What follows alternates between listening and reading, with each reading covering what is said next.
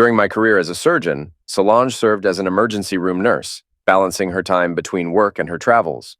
Throughout our experiences in diverse and demanding locations across Africa, we adapted to whichever roles were required at the time. We delivered babies, set broken bones, and even assisted the local dentist when needed. This was my second mission, and her third with Doctors Without Borders. The first time was incredibly tough on me physically and mentally. I lost 20 pounds, which I really couldn't afford, and I struggled with depression almost to the point of losing my mind. When I finally got home, I counted the seconds until I could collapse into my husband's arms and cry hysterically for 10 minutes.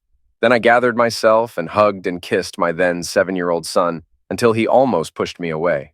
I soon noticed my husband was a bit distant towards me in the first few days after my return. It seemed he held a lot of resentment about me going away in the first place. I remember the tense discussions we had about it. Let someone else handle saving the world, honey. You have people here at home who need you more. People are passing. People I could save. You save plenty of lives right here at home, and you get to sleep in our own bed without worrying about being attacked. It's not that dangerous. I'll be in a secure area, and I can help far more people there than I could here. Want me to pull up some statistics for you? Sometimes I resented his job. He was a meticulous freelance writer who started small, but now wrote for major newspapers and magazines, even winning awards. With a friend's help, he launched a successful YouTube channel, gaining almost 2 million subscribers. He even contributed to CNN with lighthearted pieces. Our niece explained that he had become an influencer, a term he didn't understand. After researching, he made a video urging people to verify information and think for themselves. It took him 5 months to accept my decision to leave, and another 3 months before I actually departed. He remained distant. I'll be back home before you know it, I said, but his sad eyes haunted me. Nothing will ever be the same. I won't trust you to prioritize our family again. This is your only warning. If you abandon your family again, there won't be one when you return. His words hit hard as he took our crying baby from my arms and walked away without looking back. I was sent to a rural African country that was quite underdeveloped outside of the cities. My operating room was a tent, not securely pitched. During the summer, strong winds often disrupted operations, covering everything in dust when the tent flaps flew open. It's surprising we didn't lose patients to infections. Still, we managed to save many lives. I helped deliver 4 babies during my time there, including one for a young mother barely past puberty. After recovering, she left her baby, took her rifle, and disappeared. Rumors spread of a vengeance force, then multiple angels, causing the insurgents to leave the area. After 3 months, I was feeling trapped and anxious. It was my first time rooming with Solange, and one day I asked her why she seemed so calm while I was a wreck. I can tell you the remedy. You need some great closeness, one of those intense sessions that leave you breathless with pleasure. That might work for single women like you. I'm married. She smiled and showed me pictures on her phone of 2 little girls and a handsome man. My husband and kids. But you sleep with Jean-Luc? Yes, and if he's not available, I share a bed with Eric. Notice the hands, honey. No wedding rings allowed here. It's symbolic. No one's married here, and what happens in the country stays here. We return to our spouses and commit to them until we come back. I make sure to give my rings to my husband when I leave, and he puts them back on me as soon as I return. It's a reclaiming. Don't anyone get caught? One of the doctors did a couple of years ago. We're medical professionals, but she forgot her birth control. Then there was a shortage of protection, and despite trying other methods, she found out she was 2 months pregnant when she returned home. Her husband figured it out, and they ended up divorcing. The organization paid him off to keep quiet about it, and she was banned from serving again. What about diseases? She sighed. We're medical professionals, remember? We get tested monthly, and if something slips through, we handle it quickly. Trust me, no one will find out. I held on for 5 months, but losing a mother and child to an IED broke me. Despite my efforts, both passed, leaving me devastated. I drank heavily and woke up with a male nurse, Rodrigo, who initiated intimacy again, and I gave in. He stayed until his rotation ended 4 days later. I knew my husband would sense something, but he was still angry about me leaving. It took 4 months before we were intimate again. I have to admit, many times as my husband and I had closeness, I'd think back to the staying power of Rodrigo or the sheer size of Michelle. I tried to suppress those memories, but occasionally used a toy, crying out their names. A year later, things normalized. Then, the organization asked me to fill in for 3 months as an emergency replacement. I never told my husband it was because of a mortar shell. We argued for 3 days until he gave up. Do whatever you want. Just don't expect us to be here when you get back. I'm seeking custody. No judge will let Tommy live with you. I was shocked. It was only 13 weeks. I tried to reason with him, but he barely spoke to me until I left. Surprisingly, he drove me to the airport. I didn't do it for you. I did it for myself. Watching you walk away, knowing what you stand to lose, is something I need to see to get through the next few months. Things will be different when you return. Take your time. Whether it's a month, a year, or forever, it's fine. He turned away without another word, leaving me there. I knew he meant it. I knew if I wanted to salvage my family, I needed to act quickly. I resolved to fix things as soon as I returned and headed towards the ticket counter. Solange greeted me with a hug when I arrived at the site. If possible, it was even worse than the last place. I'm glad you're here. Don't bother unpacking. Get ready, we need you urgently. There had been a mortar attack on a village 40 miles away, and I was surprised at how many had survived long enough to reach the clinic. My team worked 11 hours straight without a break. About half of our patients would make it, which was decent given the circumstances. 5 passed on my operating table. After the 4th, I moved on to the next patient, while they removed the body and prepared for the next one. One of the losses was a 9-year-old girl. Her heart stopped as she cried out for her mother. I was completely emotionally numb. Solange led me to the communal shower and helped me clean up. Modesty faded fast in that environment. Time was short, so both men and women used the shower together. After a few times, even walking in on people having closeness in the shower stopped surprising me. I just moved to the other side and tried to ignore it. Later, Solange climbed into the bunk with me and held me while I cried myself to sleep. By the next week, I had adjusted. We talked about our past deployments and returning home. Solange looked happy when she mentioned reuniting with her partner and how she almost didn't join this mission. He's running out of patience, and I can't blame him. He let me go on 3 tours, and I think this one is the limit for me. How's your husband handling it? I remember he wasn't pleased last time. He says he's going to file for divorce and fight for custody, using my service here against me. I hope I can repair things when I get home, but it took him a long time to forgive me last time. Don't worry too much, hun. It's probably his worry about your safety speaking. He might keep a tight leash on you for a while, but he'll forgive you eventually. Just don't push your luck. The organization values what you've done, but at some point you have to prioritize yourself.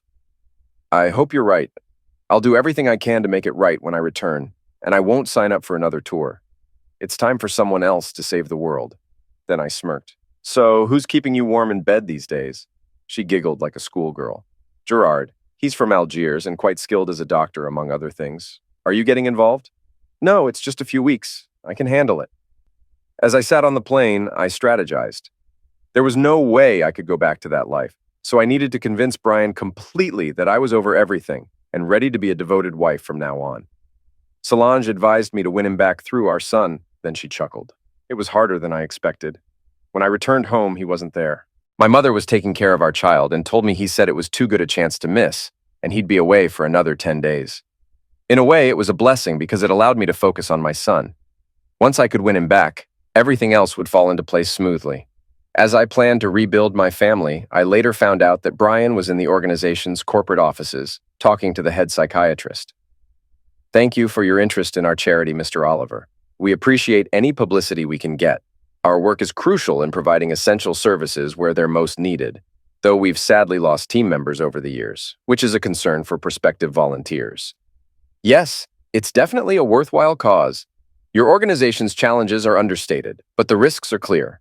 I imagine you thoroughly assess volunteers' mental readiness before they join. We do. It's a noble cause, but it's mentally taxing. Some volunteers face breakdowns and PTSD. We offer comprehensive support for as long as needed. You seem to prioritize your team's well-being. Do many volunteers serve multiple tours? Some do, but we limit it to 4 tours and generally advise against it. 2 tours is typical. With all the stress they endure, how do they cope while on duty? They support each other, which helps boost morale and ease fears. I did some research on the high divorce rates among volunteers with multiple tours. What's your perspective on this issue? The doctor paused. Some struggle with the challenges and seek solace wherever they can, often to their detriment. We work to mend relationships affected by their service. So, are failed marriages and broken relationships seen as acceptable sacrifices? How do you justify this to the spouses left behind, uncertain about their future?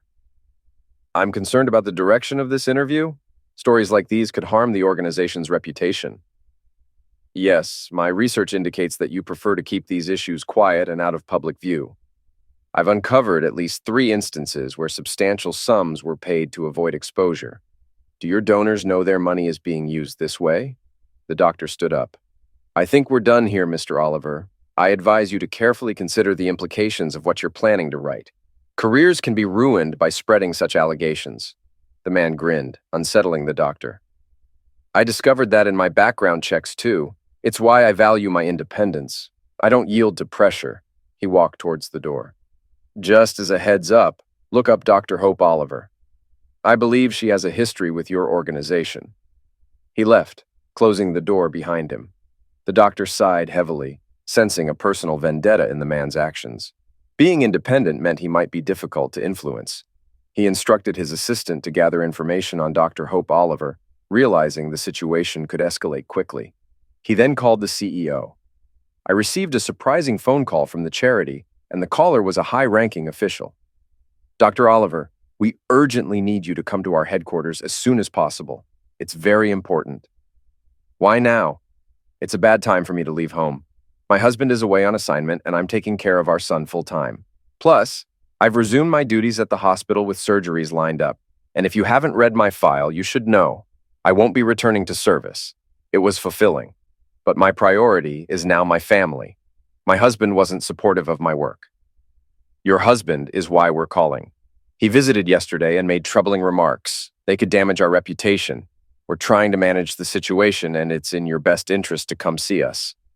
I felt my blood drain. Brian was relentless once he got wind of something. Doctors and nurses gossip a lot, and if word got out about my overseas work, it could be disastrous for many people. After hanging up, I immediately called Solange and shared what had been said. I had praised Brian's skills as a journalist. We even watched him on CNN in France before leaving. God, this could be a disaster. My husband wouldn't forgive me easily. You have to contact your husband, Hope. Beg him, promise anything to stop him. Think of the others. Most of us are married. This could blow up across 3 continents. I tried calling Brian multiple times. All went to voicemail. He didn't respond to emails or texts. I was lost.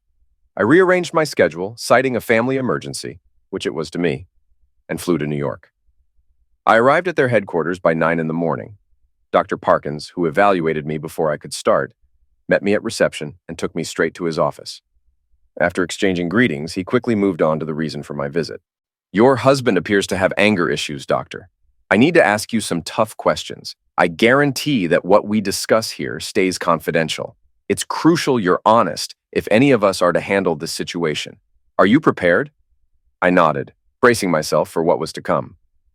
Did you have intimate relations with any colleagues during your assignments? If so, who? Were you cautious? Did you avoid public displays? And did you discuss work matters outside the organization?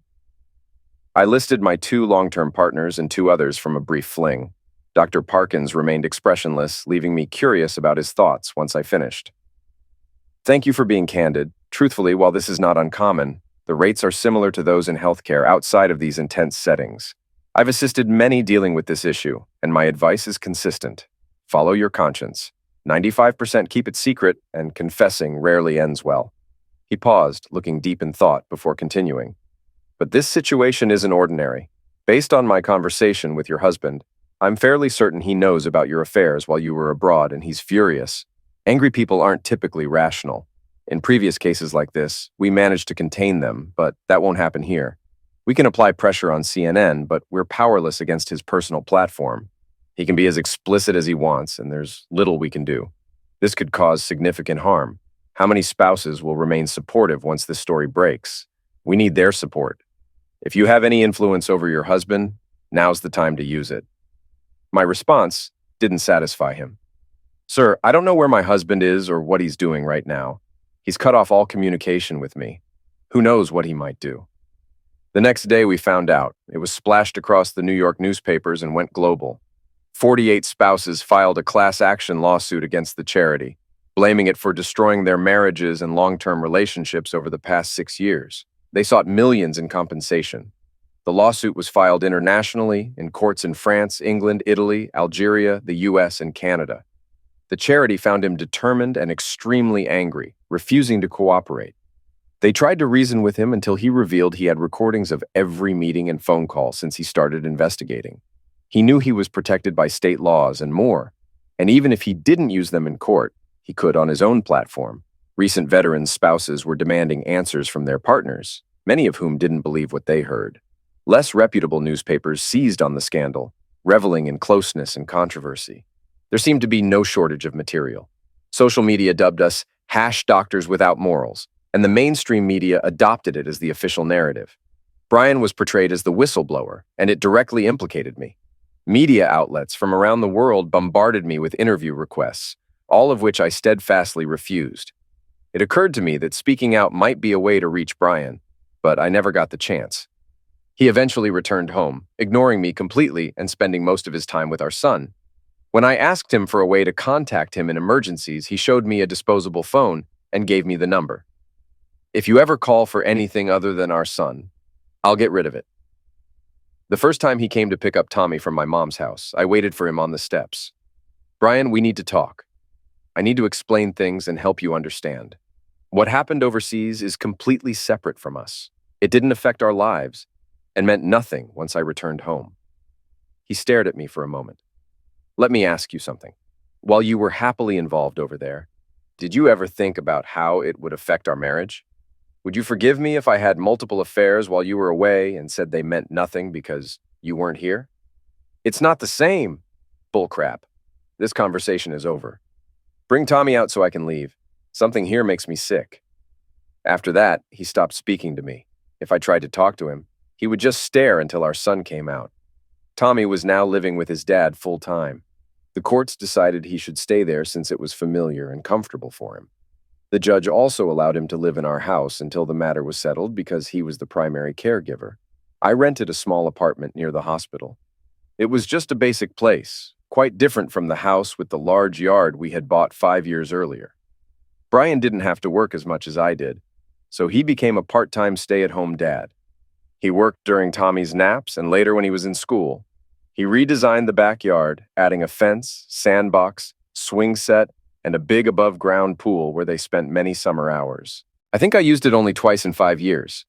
I came home one day to see 3 girls frolicking in our pool. I was really pissed, but Brian grinned at me.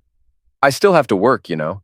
I could probably work at night while you took care of him, but do you really want to come home to the demands of a 6-year-old after a long day?" "This way is better. Kimberly is highly qualified as a sitter, so I hired her. The other 2 are just friends. Part of the employment agreement was use of the pool a couple of days a week. She can have 2 friends at a time with her and no more, and no boys. Tommy loves her. She's really good with him, and I get to work. She's never in the pool while she's working, unless it's with Tommy. She's teaching him to swim. Isn't that great?" I understood his point, but it still bothered me. "You're okay working with girls right in front of you?" "Sprites? What have you been reading? My office is on the other side of the house. I might catch a glimpse if I stand up from my desk and strain to look out the window. Otherwise, I come out here like I am now, to tell them it's getting late and they need to go home." Tommy woke up from his nap and ran into my arms. Then he pulled me over to meet the girls so I could meet Miss Kimmy. As I talked with them, I started to relax, and when Kim told me she was starting a nursing program in the fall, we found common ground. I helped her get a volunteer position at the hospital and mentored her as much as I could, even writing her a strong recommendation letter for college.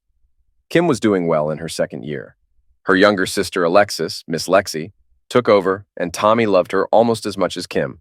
I had a sense they provided a lot of care while I was away. The charity wanted to settle the class action lawsuit with a non-disclosure agreement. They updated me on the negotiations. Brian's laughter didn't sit well with their lawyers. "Everyone else has agreed. Why can't you move on?" one of the attorneys asked. "I have moved on," Brian replied, "but I haven't forgiven her or your organization. I know how hard you recruited her, promising how good it would look on her resume and possibly lead to consulting opportunities later.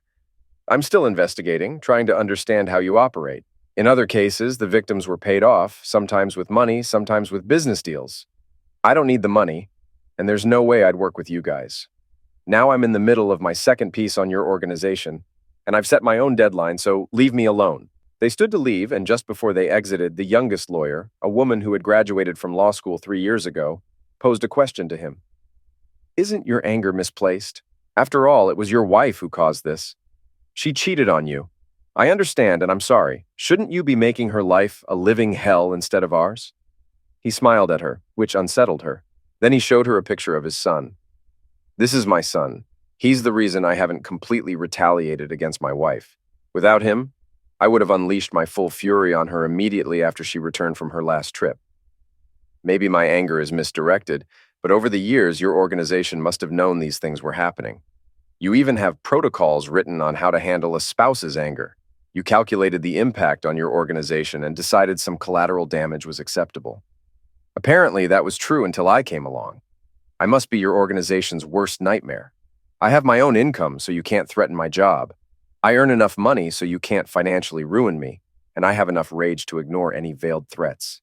You can leave now. She looked pale as she walked away. The intense anger emanating from the man was enough to unsettle her. I wasn't surprised when I received the divorce papers. Every legal step I took ended in frustration. I made it a point to visit his house so frequently that he obtained a restraining order against me. If I came within 100 feet of him or his house, I could be arrested. My employers were unhappy with the chaos my personal life had caused. Despite no evidence of wrongdoing at work, the administrator called me in.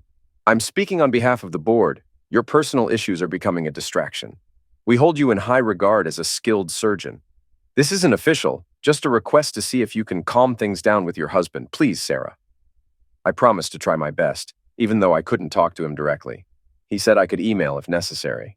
That night, I spent 5 hours crafting an email. After sending it, I hoped for a response before going to bed. The next morning, I cringed at his reply. I don't care about your career or this hospital unless it affects our son. If you catch me lying, let me know and I'll retract it. Several people from your hospital have been on missions for the organization. I might look into that. You should warn them. Well, that didn't help. I showed the email to the administrator. He sighed and reacted strongly. Damn it, Sarah, this is serious. I'll need to bring those people in and warn them. It might create tension since you work closely with them. Patient care can't suffer, so finish the day and then take a week off to try to sort this out. Good luck, Sarah. Well, that message was pretty clear. Either fix this mistake or start looking for a new hospital. My boss conducted interviews and I received some interesting phone calls. 3 technicians, 2 nurses, and a doctor had gotten involved romantically while on a mission. 2 of them were in relationships and brought their affairs home with them. Now, 6 people were facing a tough decision. Should they confess now and hope for forgiveness, or stay quiet and deny everything? I hope they all chose to stay silent because if one confessed, it could lead to a chain reaction. I found out about all this later. At the time, I was focused on a mission of my own.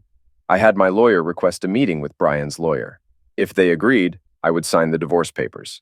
I'd finally accepted that my marriage was beyond repair, especially when only one person was willing to try.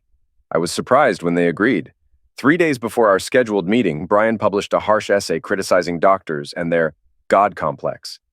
He had done thorough research and consulted experts, making his points accurate. A noted psychologist mentioned that this complex was present in almost all successful people to some extent, regardless of their profession. But it was more pronounced in medicine due to the life and death nature of the work. Brian discussed how this sense of entitlement could affect behavior, which made me reflect deeply. I saw a lot of my own actions mirrored in the essay. Had I truly become that arrogant? Did I believe my profession exempted me from normal rules? Had I justified my actions by compartmentalizing my life? The answer to all these questions was yes. I was frustrated during those missions, but I could have chosen not to have closeness with anyone, or I could have stayed home altogether. Instead, I convinced myself that it was just a way to relieve stress and wouldn't affect my marriage.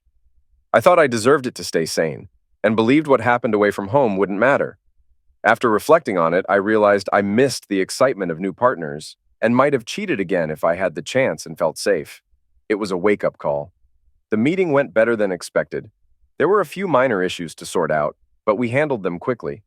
Brian would have primary custody of our son, which was already the arrangement, but I would have generous visitation rights. Our incomes were similar, so neither of us would pay alimony, and instead of child support, I agreed to contribute to a college fund for our son. Overall, the agreement was fair. Brian wanted the house, so instead of selling him my share, I transferred ownership to him and suggested he put the money he would have paid me into our son's college fund. He appreciated that gesture. Looking at Brian, I felt a pang of regret. We had been good partners. Despite our arguments, we always resolved our differences and never fought in front of our child. That changed when I decided to go on those missions. My therapist, yes, I had one who was helping me avoid repeating mistakes in future relationships, which seemed wise, helped me realize that was when I started focusing on myself rather than being part of a couple. Brian wasn't perfect. He could be distant and moody, especially when he was upset about something, but he tried to keep it under control. Before I went on my first mission, he fully supported my career, but things changed when I returned. He seemed indifferent. If I had a conflict in my schedule, it was no longer his concern. That's when he sensed our relationship was deteriorating, and he started protecting himself. Once the legal formalities were done and the lawyers left, we sat down in the conference room and had a real conversation, something we hadn't done since before my first mission. It struck me that it had been a long time since we had talked like that. This will be the last time I apologize to you, Brian. Looking back, I regret ever getting on that plane. At the time, I was so focused on myself, so entitled. Now I realize I was making decisions without considering you and our son. Sadly, any decisions I make now will be without either of you. Not necessarily. We still have our son, and he'll keep us connected for at least the next 15 years, through college and beyond. Then we'll have weddings to plan and arguments over grandkids, so we'll always be a part of each other's lives. His words made me smile through tears, but it was overwhelming, so I gave Brian what would probably be our final kiss, and left. I'm not sure if the divorce or our conversation eased his mind, but he eased up on his involvement with the organization. I know they settled the class action lawsuit for a hefty sum, which significantly boosted Tommy's college fund. The stress became too much, so I switched hospitals and moved across town to our biggest competitor. Management said the right things, but I could tell they were relieved I was leaving. Some of the people who had been on past missions had marriage troubles, but fortunately, only one ended in divorce, even though a few other relationships are strained. I didn't date for almost a year.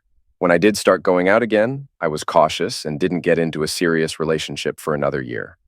That ended when I found out he didn't want kids and couldn't tolerate being around them. Another year and a half passed before I found love. He was also a doctor, a pediatrician, and he adored children. We took things slowly. Both of us had been divorced recently, so we were careful not to rush into anything. It turned out to be a good approach because we really got to know each other before getting serious. Brian stayed single too, although he was seeing a producer from CNN, and their relationship seemed to be getting serious. Tommy liked her, and she had two cute little girls who adored him whenever they were together. The network was pressuring Brian to commit to them exclusively. He wasn't enthusiastic about it, and I knew if they didn't ease up, he'd leave when his contract expired in 4 months. MSNBC and Fox were both trying to recruit him, so he wouldn't be off the air for long. One afternoon, I was passing through the neighborhood and decided to see if Tommy wanted to go to the local ice cream parlor with me. It was a quaint shop that made their own ice cream. They didn't have a huge selection, just a dozen flavors that changed with the seasons, using local fruit whenever possible. It was peach season, my favorite flavor. I'd bring a small cooler and stock up on quarts of peach ice cream whenever I visited. I almost didn't pull into the driveway when I saw Brian's car there, but I was already signaling and Tommy noticed me. He dashed off the front porch, smiling widely with his two little companions right behind him. Brian and Alicia were sitting on the swing, and they waved as I approached. I bent down to hug Tommy, and then the tiny 4-year-old girl opened her arms for a hug too. I could have backed away, but instead I grinned and scooped her and her 6-year-old sister up into a big hug. When I finished, the little one stayed in my arms, so I carried her with me. Brian had a slight grin on his face, while Alicia seemed unsure of what to say. "Hi there, I'm Sarah. Let's make a deal. I'll trade you a 10-year-old boy, slightly used for these cuties. Maybe I'll even throw in a pony." Alicia grinned back. "A pony, huh? Let me think about that. I'm Martha, but everyone calls me Marty." "Sarah, I can't tell you what they call me in less polite settings, but it rhymes with witch." "Sarah it is then." I turned and hugged Tommy again. "I have to run, honey. I was just passing by and thought about getting ice cream, but I see you're busy. We'll do it another time." I had forgotten I still had the 4-year-old in my arms, and she started tugging on my hair. "Want ice cream?" "You'll have to ask Mommy about that." I tried to put her down, but she resisted. "Want ice cream?" "It looks like I'm stuck, Marty. How about we go get some ice cream? There's a great place just down the street with the best homemade flavors. It's peach season right now, which happens to be my favorite. My treat? Marty grinned and stood up, giving Brian a quick kiss on the cheek. I'll be back in about 45 minutes. Why don't you get everything ready for the grill? We decided to walk, and the sight of Brian with his mouth hanging open made me smile as we headed to the shop. Taylor clung tightly to me, reminding me how much effort it took to carry a little one around. We warned them to behave or they wouldn't get any ice cream, and they fell in line. Taylor changed her mind several times before settling on blueberry. Tanya carefully considered all the flavors before choosing banana. I picked peach, and after the server gave her a taste, Marty chose peach too. Tommy knew all the flavors and chose vanilla. The girls tasted everyone else's choices and decided peach was really good and that's what they'd have next time. They managed to stay surprisingly neat and clean considering the circumstances, and it was a happy group of kids walking back. Marty carried Taylor even though she protested, so Tanya held tight to my hand. When we got back, I told them I had to leave. I received nice sticky kisses and a good hug from my son before I departed, smiling. Marty seemed like a good match for Brian, and he had always wanted more children. It looked like he was moving up in the world. Marty called me unexpectedly, asking to meet for lunch. I had to think about it for a moment, knowing she wanted to discuss Brian. Eventually, I made up my mind. Can you come by the hospital around noon? We'll have to eat in the cafeteria, but the food there is surprisingly good. That works for me. Noon it is? I'll see you there. Marty was much smaller than me, but exuded the confident manner of someone successful in her field. We chose our food and sat down, making small talk as we ate. Pushing her tray away, she grinned. Brian and I are getting married. I wanted to tell you myself. It's not to rub anything in your face. Your past is your own, but you're still connected to him through Tommy. I thought it would be best to talk in person. If you're comfortable, could you share with me what went wrong in your marriage? I know Brian can get absorbed in his work at times, but he's the kindest man I've ever known. Grateful for my years of therapy, I could be honest now. In short, I started to think I was more important than Brian. I respected his brilliance in his work, but as a doctor, I felt my role was crucial. I became arrogant. Brian preferred home life while I enjoyed going out and the attention my looks and skills brought. I began making decisions on my own, believing I knew better for our family. It wasn't about family decisions. It became, what does Sarah want? I made many mistakes. Doctors International was the final straw. Although even when Brian warned he'd leave if I went again, I believed I could win him back. You know how that turned out? If I could go back, would I change things knowing what I know now? Probably, but it wouldn't have lasted. Ultimately, I left, knowing the consequences, had affairs while away, and expected everything to be fine upon my return. It was a harsh wake-up call when it wasn't. It shattered my self-image as someone above societal norms. In the end, I changed jobs, lost my son and husband, and nothing I gained was worth what I lost. She sat quietly for a moment, taking in what I had just shared, then let out a sigh. I've encountered situations like yours before, though not personally. I've worked with many high-profile personalities and experienced their arrogance firsthand. One of them even demanded favors right before going on air. We were in his office, and he dropped his pants, saying, "Nothing relaxes me on screen like a good BJ." I chuckled, imagining the scene. I grabbed his balls and pulled hard. He screamed like a child. I brought him to his knees and leaned in close, whispering, "If you ever try this again with me or any other woman here, I'll finish what I started." He nodded weakly. Just when he thought I would release him, I pulled down harder and slapped him across the face. The red mark stayed for hours. They had to find someone else to host the show. Management threatened me, but I had recorded the whole incident. I told them if it affected my career, I'd sell the story to their biggest competitor. 6 months later, they didn't renew his contract. She glanced down at her nails, then grinned as she looked back up at me. So you see, I understand what a God complex is all about. More importantly, I know how to navigate around people like that and handle the ones I can't avoid. I'm glad you've learned from your mistakes, and I'm sorry it led to your divorce, but I'm also glad it brought me the man of my dreams. Does that make sense to you? It did. I shared the conversation with my new partner that evening while we cooked dinner together. It had become our routine.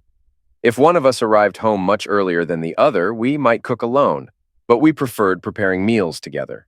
It was our way to unwind, discuss our days, and let go of the stress from work. This left us time for the important things, like cuddling while watching movies or listening to music, and if we wanted, just cuddling. My relationship with the pediatrician ended badly after I accidentally stumbled upon disturbing content on his laptop. Mine had crashed, so I used his to send an urgent email about a surgery. I noticed a folder named Sarah and opened it, expecting personal photos. Instead, I found numerous pictures of myself, mostly without clothes, some while I was asleep, but mostly during intimate moments. He had used multiple cameras to capture these scenes for his private collection. There were also photos of me in the shower and even using the bathroom. Disgusted, I dug deeper and found a folder labeled Candyland containing more disturbing and explicit material. I barely made it to the kitchen sink before vomiting. After rinsing my mouth and brushing my teeth, I immediately took the laptop to the nearest police station. Two detectives, one male and one female, reviewed the files for about 30 seconds before taking the matter seriously and interrupting the district attorney's dinner. After hearing my report, he instructed me to return the laptop to the pediatrician's house while they obtained a search warrant. I called to report what I had found on my way back. When I returned to his house, he was anxiously pacing. He noticed his laptop in my hands, realized what I had discovered, and reacted violently. He punched me so hard in the nose that it broke, and I lost consciousness just as someone rang the doorbell. He dashed out the rear door, clutching his laptop, only to run straight into two hefty policemen, both married with kids. They interpreted his attempt to flee as resisting arrest and took forceful action, leaving him with deep bruises and taser burns. After the trial concluded, he received a 15-year sentence. Evidence surfaced of him grooming one of his patients, leading to a lawsuit by the girl's parents that stripped him of his assets, leaving him penniless. In prison, where kid offenders are often targeted, he fared poorly, suffering permanent injuries within his first year, blindness in one eye and a lasting limp. Returning to my therapist, I grappled with the realization that I couldn't have foreseen his crimes. He had never hinted at any inappropriate behavior with minors, aside from expressing a desire to have children of his own someday. Back then, his words had given me hope, but now I shuddered at the memory. "He seemed so successful, Sarah, and hid it well for years," my therapist consoled me. "Everyone was shocked when the truth came out. Perhaps fate or divine intervention led you to discover that computer. And remember, dear, there are plenty of good men out there. One day one will find you. I'm sure of it." I had a good man once, I reflected sadly, and I ruined it. Perhaps being single now is my penance for my mistakes. 9 months later, I met Jeremiah. He was tall, broad-shouldered, with a captivating smile and the kindest eyes I had ever seen. A touch of gray peppered his temples and beard, but the strength in his muscles belied his age. I encountered him at a convention, sent there by my hospital for networking and recruitment purposes. My troubled past had faded, and I had made significant contributions to my new workplace, earning recognition as one of their prominent figures in the community. While the rules for job applications typically considered various factors, nothing was set in stone initially, and we were seeking fresh talent. At 35, I was the youngest surgeon on staff, and the hospital was eager for new perspectives. The symposium covered a wide range of medical topics, and I decided to look up Jeremiah. I was surprised by what I found. He owned an insurance company specializing in healthcare, was a certified public accountant, and a registered nurse practitioner. He held 5 degrees in different fields and had an exceptionally high IQ. His workshop on malpractice scared all of us until he guided us through steps to avoid lawsuits. He was funny, clear, and quick with a joke to lighten the mood, but his closing remarks grabbed everyone's attention. Mistakes happen. When they do, own up to them. Trying to cover up your errors only makes things worse if the truth comes out later. It damages your reputation and makes juries unsympathetic. Plus, it gives the public a bad view of doctors as greedy and incompetent. There's a movement to cap malpractice awards, and I've helped develop a complex algorithm that some states are considering. Until then, remember, the worse your behavior, the bigger the payout. I'll be around for questions the rest of the conference. Thank you. His talk received a lot of positive feedback, and doctors crowded around him 3 deep. I gave up trying to talk to him and hurried to my next seminar. I didn't see him again until later that night, when I slipped into what I thought was an empty conference room to avoid another doctor who had a bit too much to drink and was acting like he was God's gift to women. I had to hide or risk slapping him, which wouldn't have been good for business. I nearly jumped when Jeremiah's voice broke the silence. "Hiding from your demons?" Recognizing him, I smiled. "Just one, I'm afraid. And you?" I needed a break. For all the time doctors spend in school, some are surprisingly clueless about the real world. You don't have to tell me. As a doctor, I've made my fair share of dumb decisions, but I'm proud to say none of them involved a patient. Well then, you're ahead of the game. We chatted pleasantly for the next 15 minutes. Suddenly, the door swung open, and there he was, Dr. Dick. "There you are. What are you up to?" "Well, I was just about to have some fun with this guy," I joked. "But you've crashed the party. Go away. We were getting to the good part." He swayed a bit, trying to process what I said through his alcohol haze. He was about to retort when Jeremiah stood up, towering over him. "Leave now, unless you want to stick around and watch. Maybe you can enjoy yourself while I take care of business with this babe." Dr. Dick opened and closed his mouth a few times, muttered something under his breath, and then staggered out. Jeremiah and I looked at each other and burst into laughter.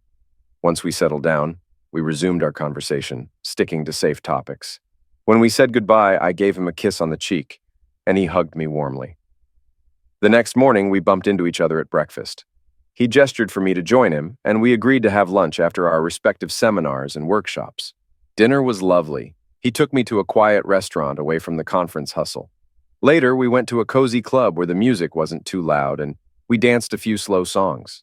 Despite being tall, I felt small and comfortable in his arms. Back at the hotel, he walked me to my room and gave me a sweet kiss. Not too intense, but filled with promise. It left me wanting more. As our relationship progressed, we discovered we were both from the same city. He had been married before, but tragically lost his wife during childbirth due to an unknown condition. They miraculously saved the baby, who spent almost 2 months in the hospital and was now 7 years old. About 3 months into our relationship, after we became intimate, I shared my story with him. He listened quietly, holding me while I cried, afraid that he might want to end things. His response melted my heart. "You can't change what happened before. It seems like you made a lot of mistakes, but at least you've learned from them. If I didn't trust you, we wouldn't be where we are now." I tried to spoil him with love, but thankfully it didn't work out that way. By the end of the weekend, he was pretty tired. We continued to take things slow, but gradually I started spending more and more time at his place. I was incredibly nervous when I introduced him to my son, but they hit it off immediately. Jerry was really skilled at archery, and he got Tommy interested in it after talking to my ex-husband. He didn't say much about their meeting, just that he seemed like a decent guy. Then one day, I came home to find the house full of kids, Tommy and his 2 little sisters, all 3 of them.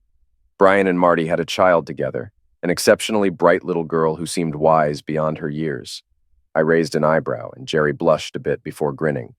"We're managing this bunch for a couple of days while Marty heads to New York to accept an award. Her career is taking off now that she's the executive producer of Brian's new show." CNN convinced Brian to host a 1-hour show 3 days a week, alternating with another show. The ratings were solid and improving. His only request during negotiations was for his wife to manage the show, and the network agreed immediately. Marty did such a great job that the show won an Emmy, and Brian couldn't hide his pride in his wife. He even spoke passionately about how much he loved her on one of his shows, much to her embarrassment. I couldn't resist and watched his show, feeling a pang of regret when I realized that if things had been different, if I had stayed faithful and kept my ego in check, he might have been praising me on air.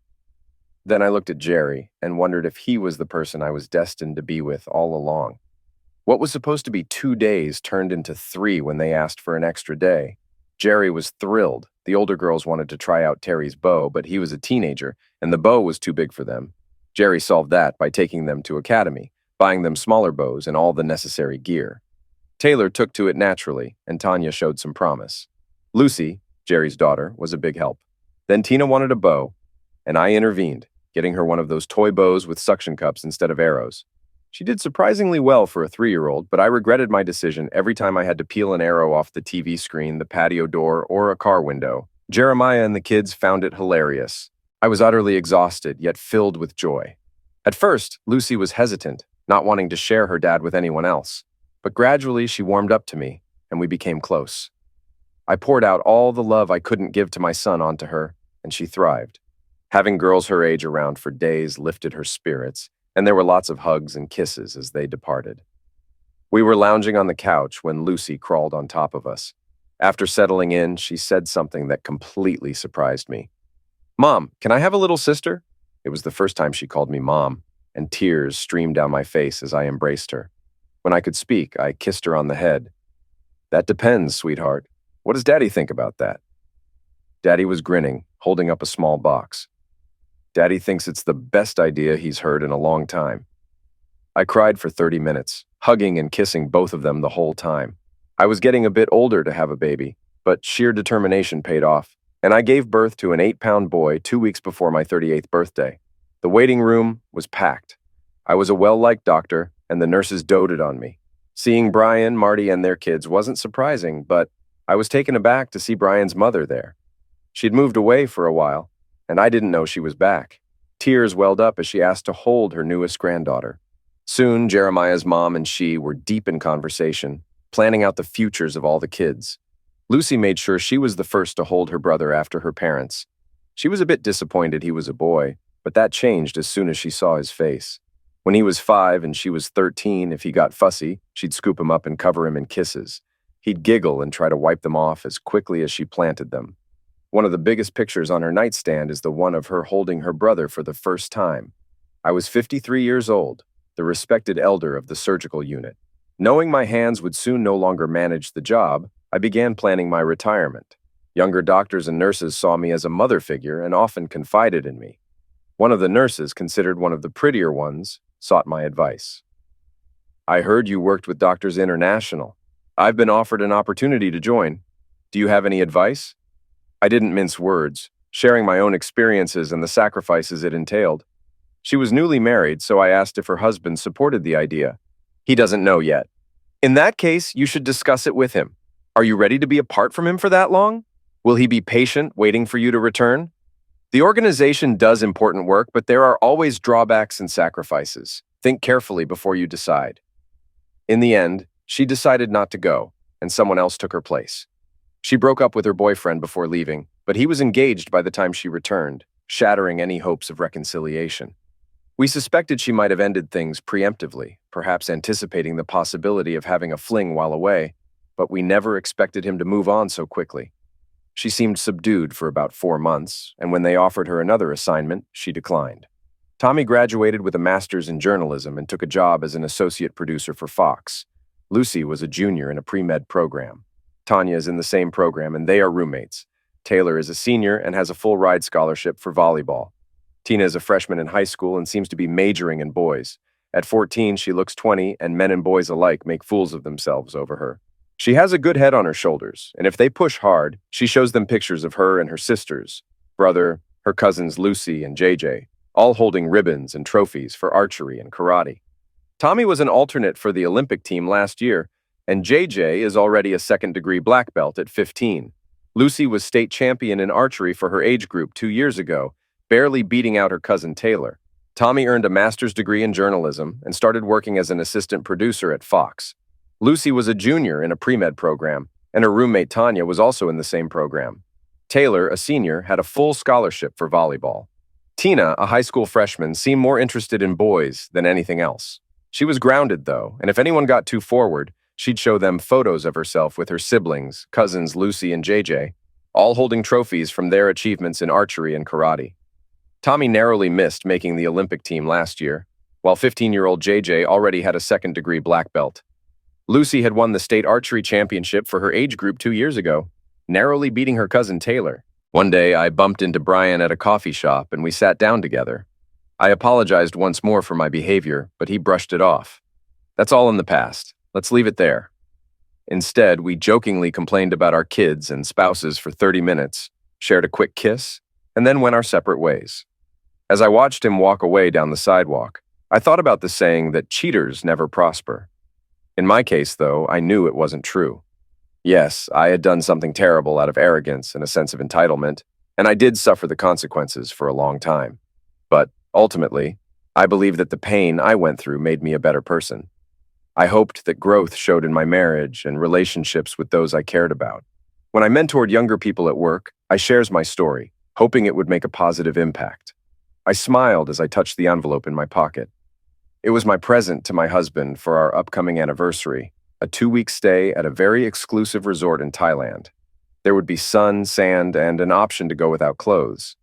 Even though I didn't have the super fit body I had in my 30s, I still worked out and was considered one of the top 3 attractive moms at my hospital. Jeremiah still saw me as a hot young woman, and I hoped he'd always feel that way. So, I endured the challenges and tried not to think about how time and nature were affecting me. especially when some of that aging was because of him.